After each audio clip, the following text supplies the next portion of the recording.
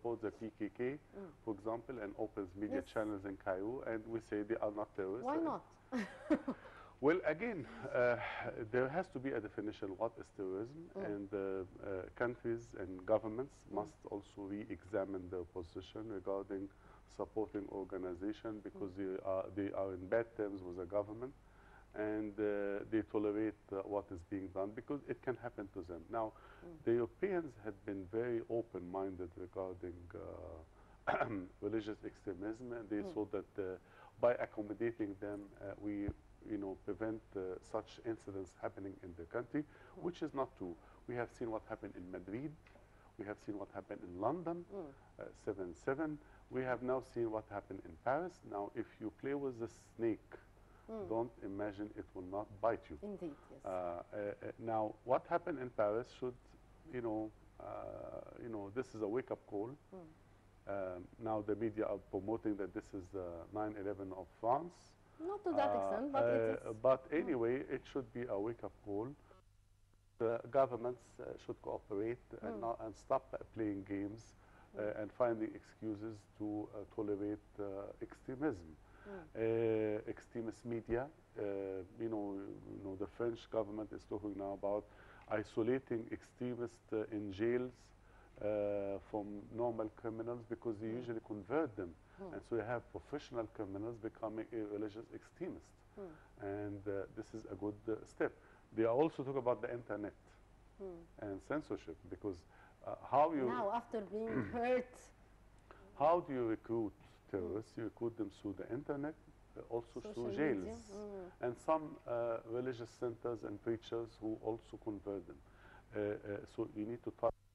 President Sisi was very, in fact, you have to go back even to Mubarak time when he talked about the need for an international conference to fight terrorism, but nobody,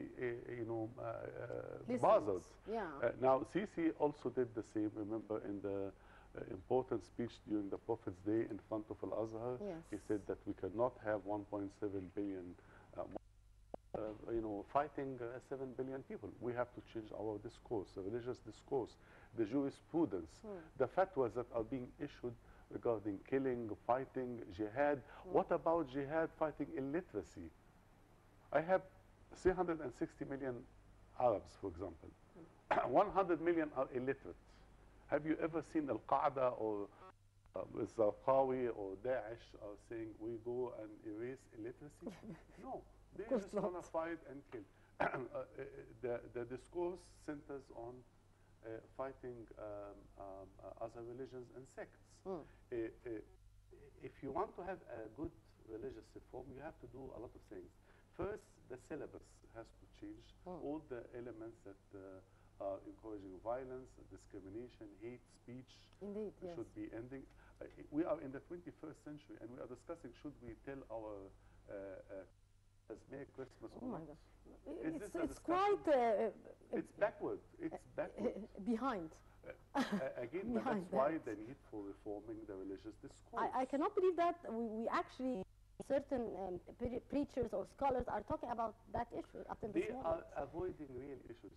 All of a sudden, the Ministry of Religious Affairs, we want to fight atheism. I mean, is this a problem in Egypt? Atheism, or who is killing the officers and the soldiers and causing terrorism? Unfortunately, they are not the atheists. Do you ever hear atheists hijacking planes and committing suicide?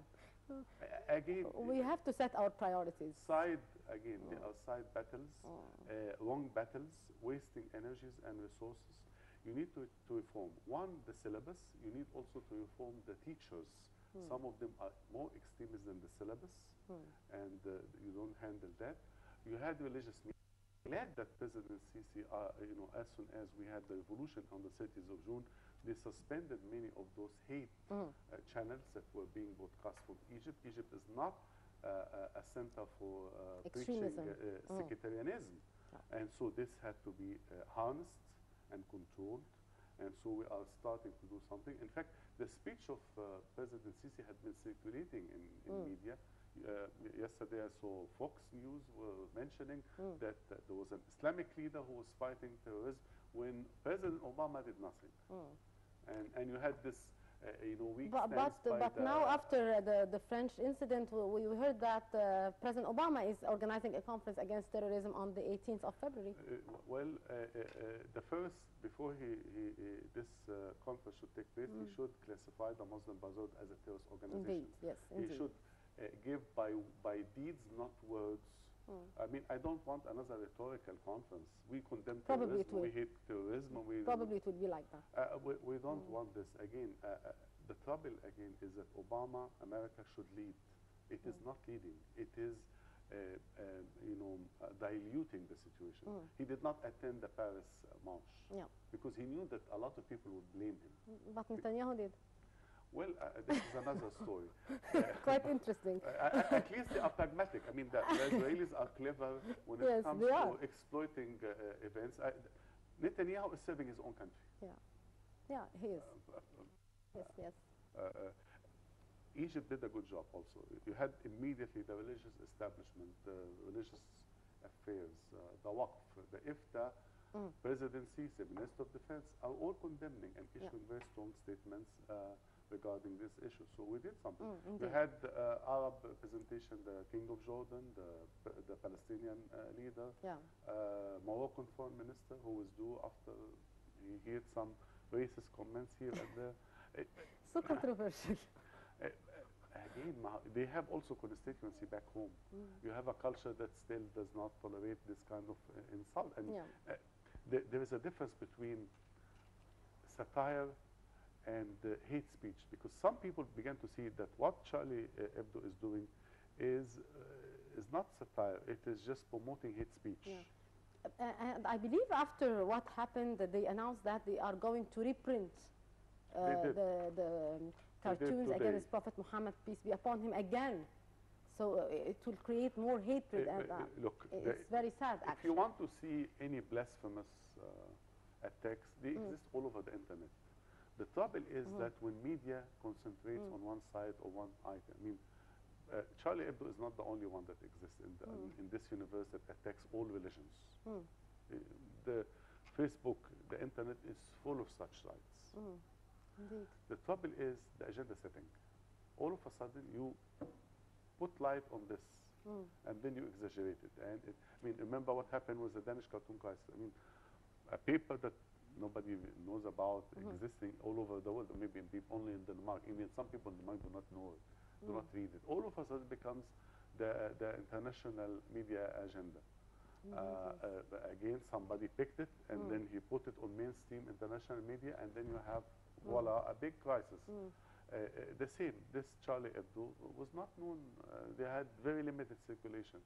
But again, they found that the only way to become famous is pick on Muslims. Indeed, Dr. Saeed Sadek, Professor of Political Sociology, always a pleasure to have you with us, and have a great morning. And with that, we